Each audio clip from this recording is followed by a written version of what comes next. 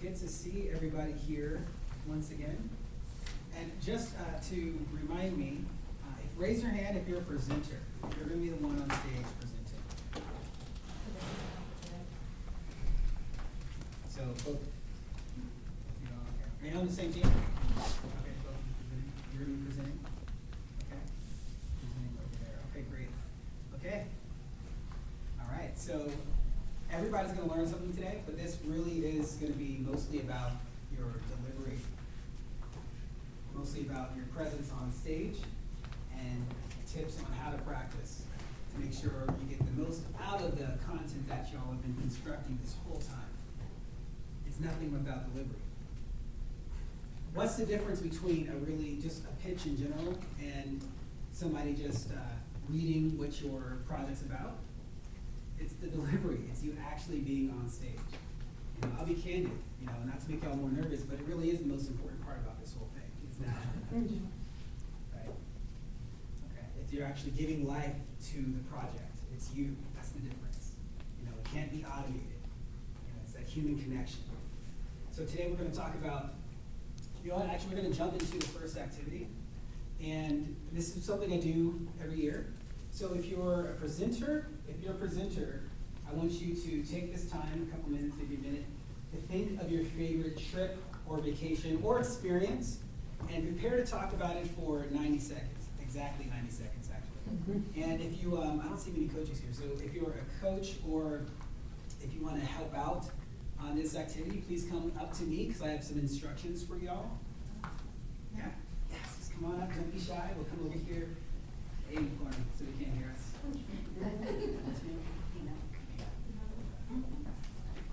So we have 4 teams, so we need one more person. We have another volunteer. Sandy, You you want to do it, Sandy? It can be, if you're not presenting, it's fine. We're going to be 14. So make sure y'all think of something to talk about for 90 seconds. This is something that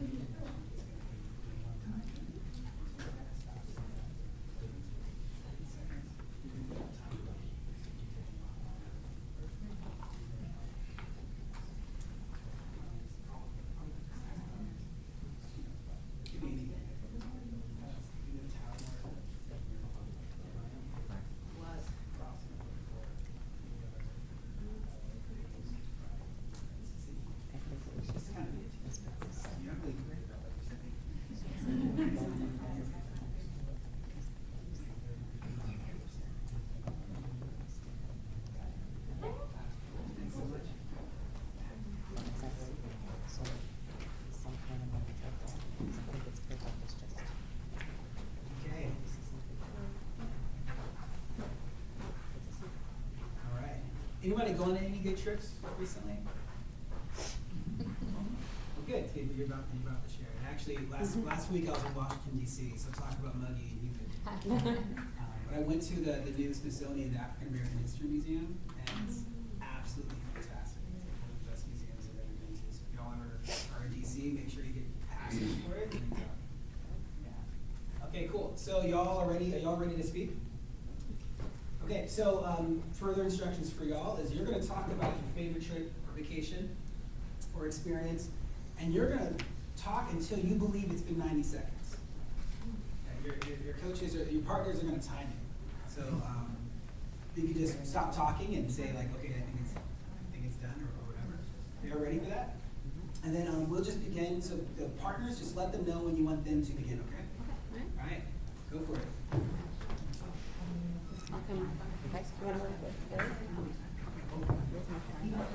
I don't know where your timer is.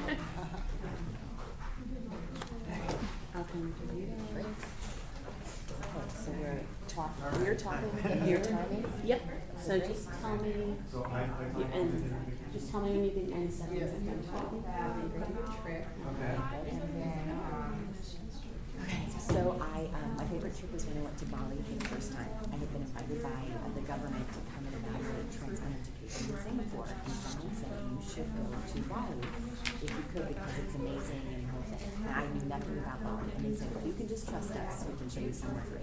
So I totally did. I had no idea about Bali, and I had no idea how this place, what I was going to be done. Someone also said, someone in Bali that could privately tour you around because you're only there for the weekend. So blind as a bat, I land in Bali and meet a mysterious guy that I don't know, that when thinking this might not have been the smartest thing, and he drives me to my resort. Turns out it was a weird time of year where honeymooners who normally come to Bali weren't there.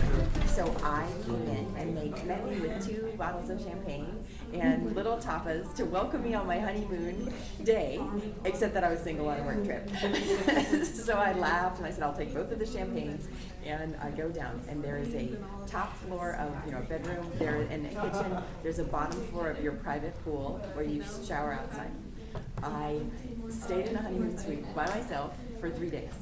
Then the private guide said, well, no one's here, so what do you want to do? And I said, everything artistic. Bali's known for the artists. So there's a whole bunch of, he took me to the secret silversmith person who does their own, he took me to the painters, Bali's do carvings. I got to see carving made out of trees of every single shape, the most amazing things. I bought and bought and bought I tucked in every bit of art that I could possibly do. It ended with a room of painting where you got to just see 1,000 Bali painters, and a certain one moved me, and they said that one is more expensive because he is very old and it takes a very long time.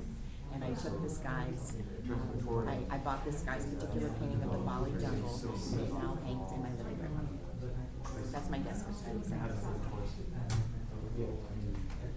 One more. Okay. The math. 2 minutes. Okay. Not bad. Okay. Hello. We're doing 90-second shares. Okay. Great. And seeing if we actually can get 90 seconds without looking at the clock. Okay. How did she do? It's a small tempo. It's not horrible. Last card you said, yeah, Cool, you want to do it? You want to do it? Don't make me.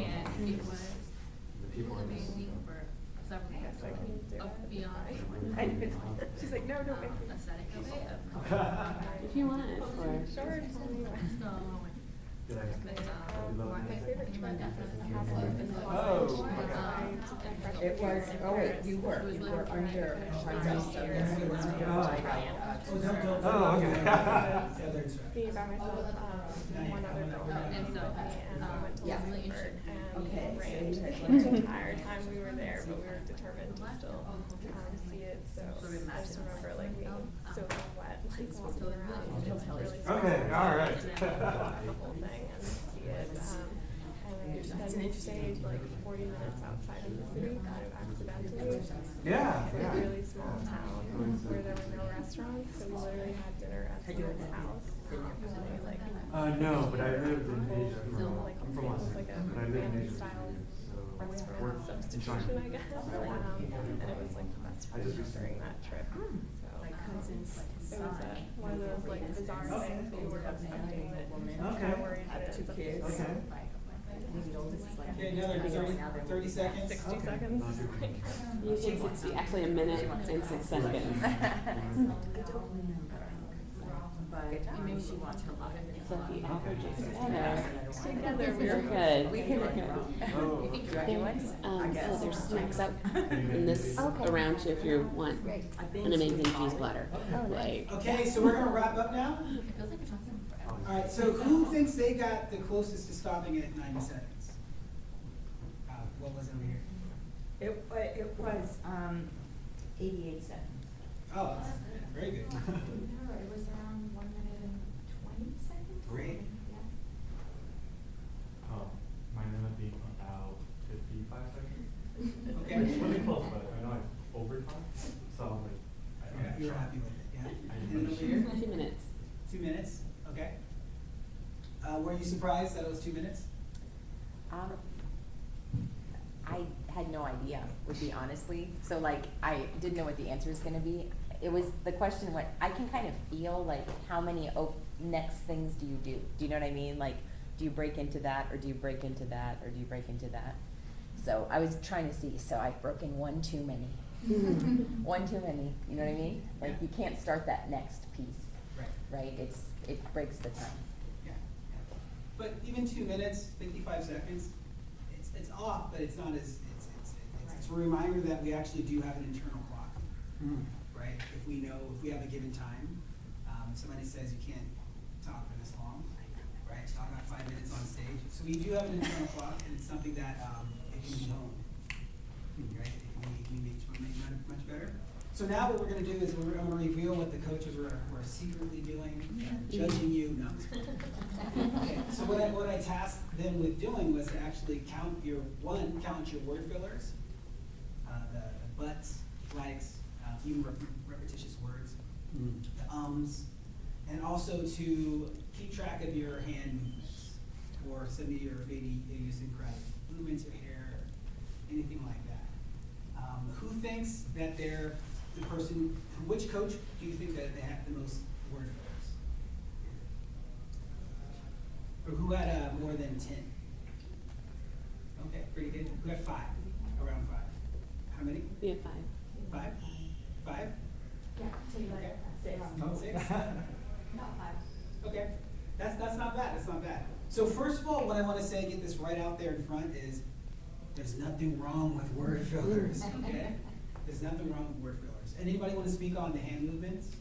You had some hand movements. You had quite a bit of hand movements, but you had couple of hair flips, which I would watch for. Yeah.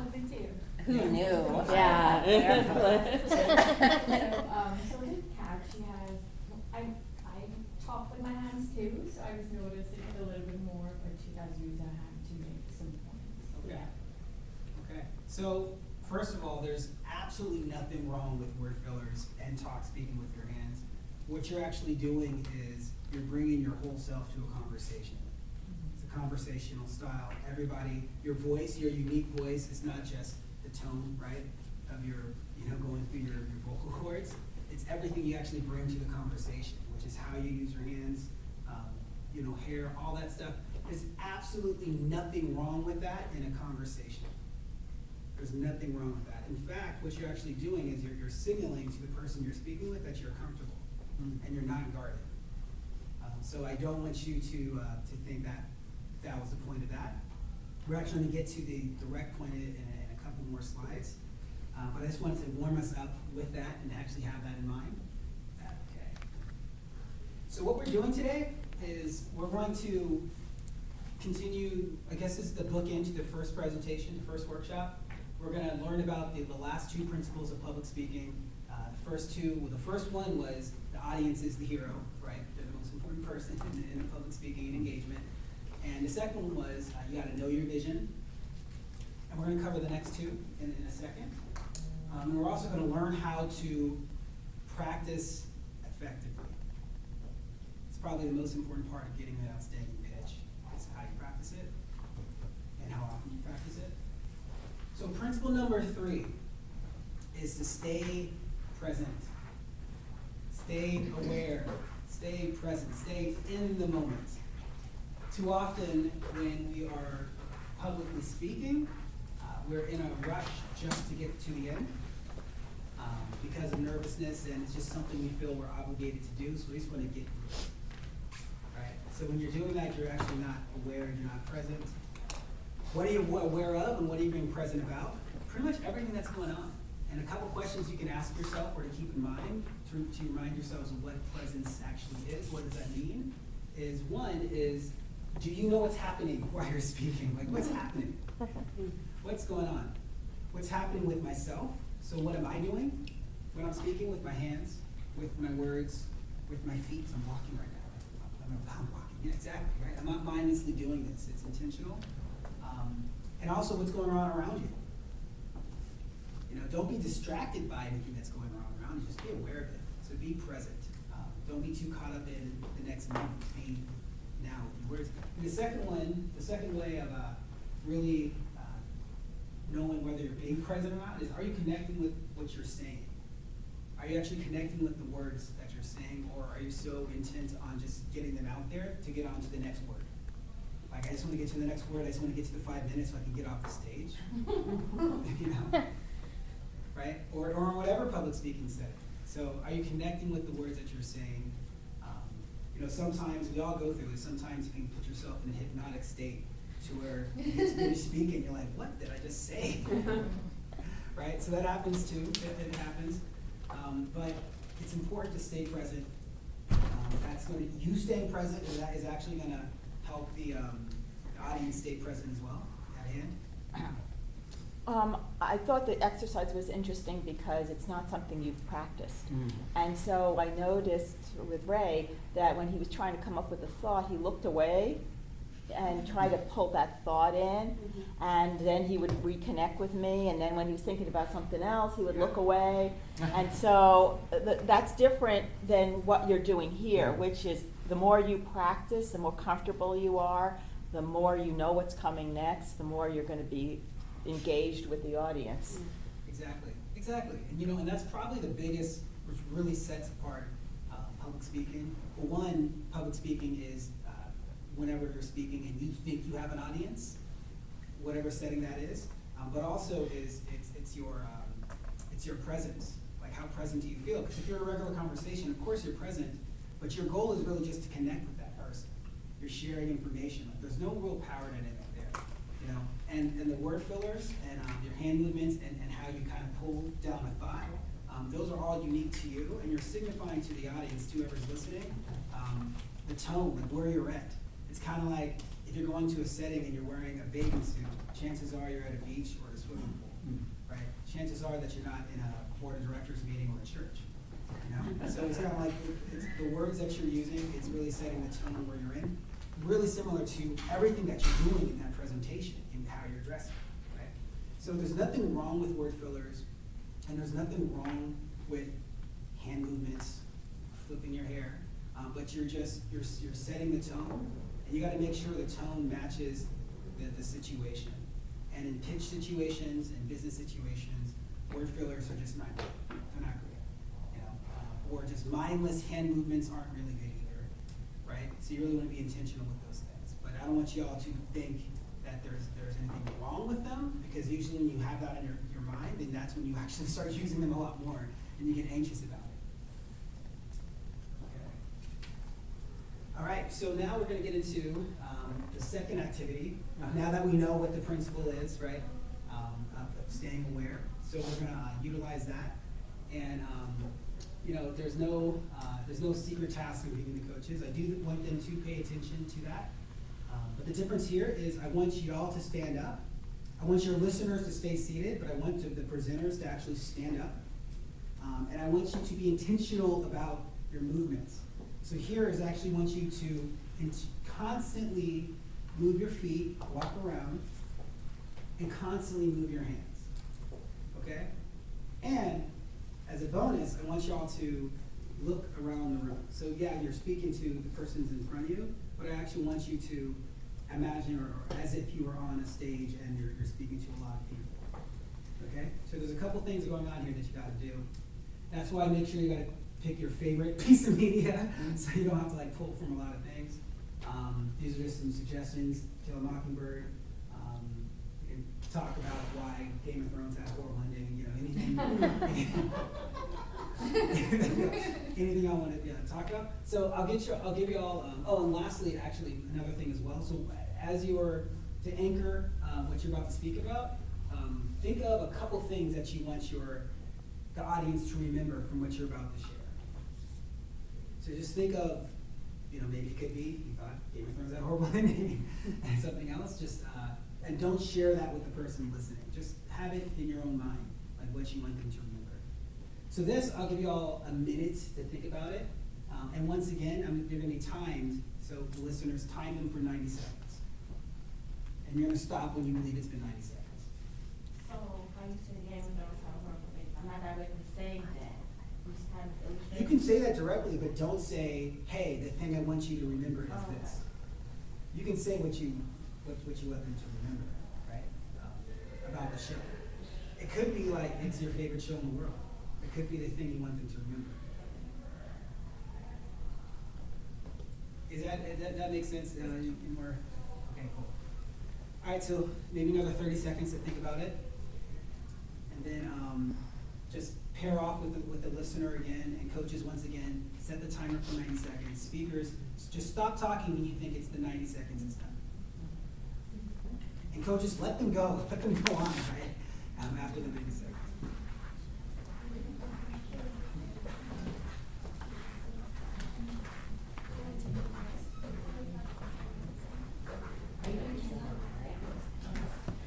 I'm standing up. You're standing up. I have a support dog. Okay. Stand up. Oh, stand up. All right. Okay, would you like to hear about my Stand, favorite speakers, show of all stand time up. or my current favorite show? You need to move around. No, okay.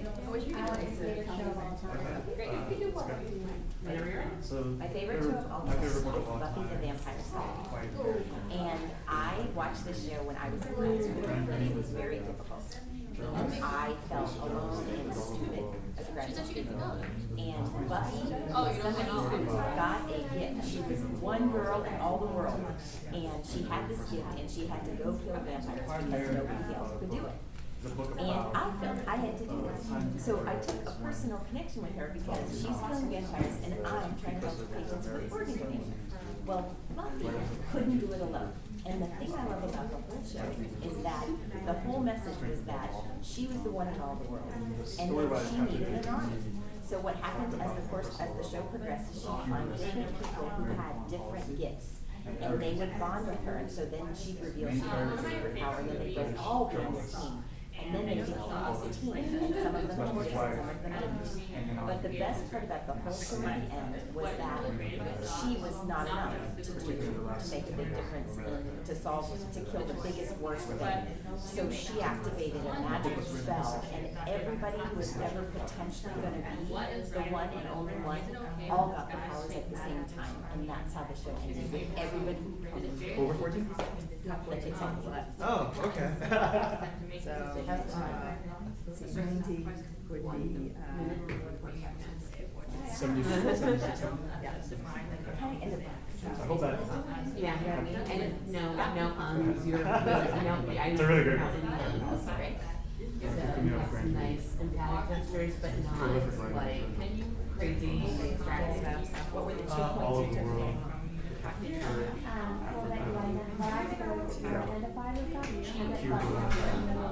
He's a very, he was an Oxford.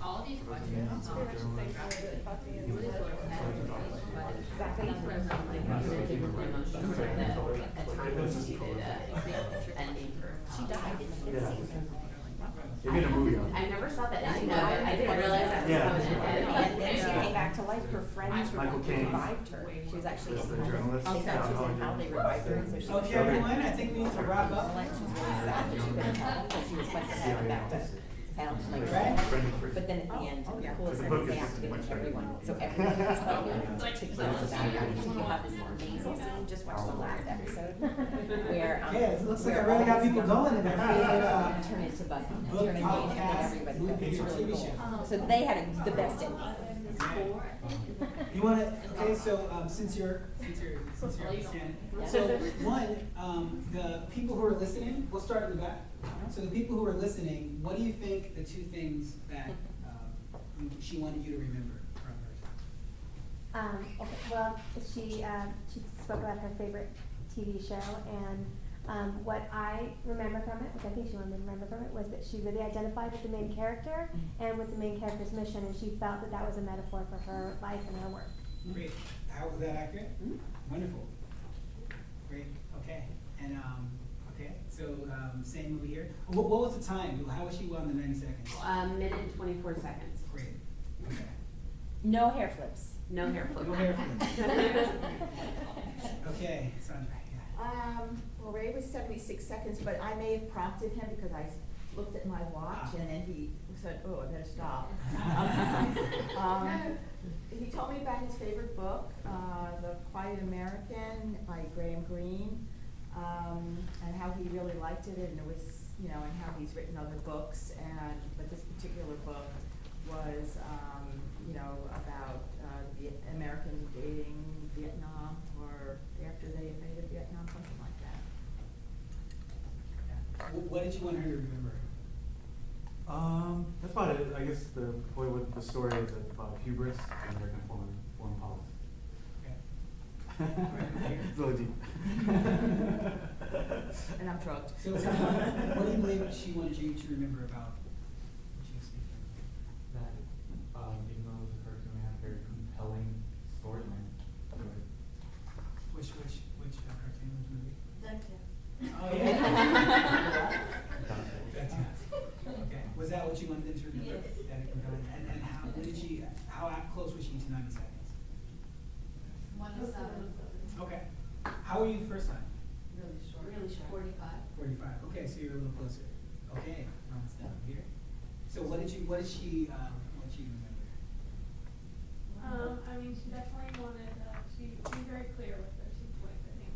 She was saying that, she talked about Saw, the movie, and she said that as much as it is a gory film, you can get a lot out about questions of morality and redemption. Those are kind of her 2 points that, like, despite it being very, bloody and people thinking it's just a horror film, she said it, when she watched it, she took a lot away of, like, reflection over what it means to make moral choices, and if we have made, poor choices in our past, can we be redeemed? How was that close or nice? And how close was she to 90 seconds? 1 minute and 28 seconds. Right. Right. Isn't that amazing how we can tune our internal clocks, just like even with a little bit more information? So we actually do have just internally a great this mechanism to being present and staying present. What do you want them to remember? That helps actually anchor ourselves to stay present. Like if you have an objective, it's something that you want to keep in mind. So if any one of y'all were talking and you found yourselves just, you kind of went off the rails and just started talking about what you liked broadly about the show without any direction, that's just a signal that you're not really staying present, right? Because we wanted you to pick 2 things and kind of like, focus on those for your audience to remember. So this is something you can take with you in these pitches, but you can take with this with you anywhere really. Anytime you have to present on something, is really just focus your, have a time in mind and how long you want to speak for, and then just focus it on a couple things you want them to take away with. We're also, with 2 takeaways, or the takeaway at least, we're gonna bring that back in to have it directly, connect with your pitches as well.